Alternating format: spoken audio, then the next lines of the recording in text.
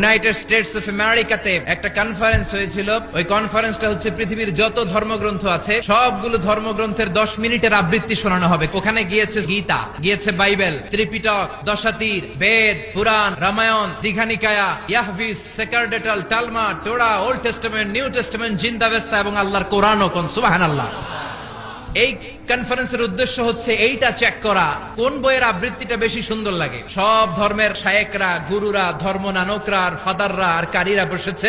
বিচারকের সামনে একটা গ্রিন বাটন, একটা রেড বাটন। প্রথমে ডাকা হয়েছে শ্রীমত ভগবত গীতা। 10 মিনিট পড়েছে, পড়ার পরে বিচারক রেড বাটনে প্রেস করেছে, সময় শেষ, নেমে গিয়েছে। সব ধর্ম গ্রন্থের আবৃত্তি এবং তেলাওয়াতের পরে সর্বশেষে মুসলমানদের ধর্মগ্রন্থ কোরআন আবৃত্তি করার জন্য ডাকা হয়েছে। এসেছে মিশরের কারি আব্দুল বাসিত ইবনে আব্দুস সামাদ। উনি দাড়ি রাখেন না, ক্লিন শেভ, পাতলা একটা চাদর আর জুব্বা পরে চলে এসেছে মাইকের সামনে। এসে আউযু বিল্লাহি মিনাশ শাইতানির রাজীম বলে টান দিয়েছে। উনি সূরা ফাতিহা পড়তে সময় নিয়ে নিয়েছে 13 মিনিট। শ্রীমত ভগবত গীতাওয়ালারা হাততালি দেয়, সময় শেষ, কোরআন গেছে। কিন্তু কি আজীব তামাশা, বিচারক তো লালবাতি চাপে না। আব্দুল বাসিত কয় এই তো সুযোগ, বিচারক যেহেতু লালবাতি চাপে না, আমি আরেকটা সূরা ধরি। উনি কোরআনের সবচেয়ে সুন্দর সূরা আর রহমান তেলাওয়াত শুরু করলেন। উনি উনার গলায় আল্লাহ যত সুর দিয়েছিলেন সব সুর, দরদ, আদর ঢেলে দিয়ে সুরের ঝংকার তুলে পুরো কনফারেন্সকে মাতিয়ে দিলেন। 20 মিনিট, 25 মিনিট, 30 মিনিট হয়ে যায়, লালবাতি চাপে না। এদিকে অর্গানাইজিং কমিটির প্রধান চেয়ার থেকে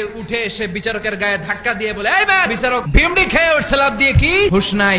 না পেরে বিচারক দাঁড়িয়ে বলে, ও আব্দুল বাসিত ইবনে আব্দুস সামাদ, আজকের এই প্রতিযোগিতায় তোর জন্য তেলাওয়াতের কোনো সময় নাই, তোর যত মনে চায় তুই পড়ে যা।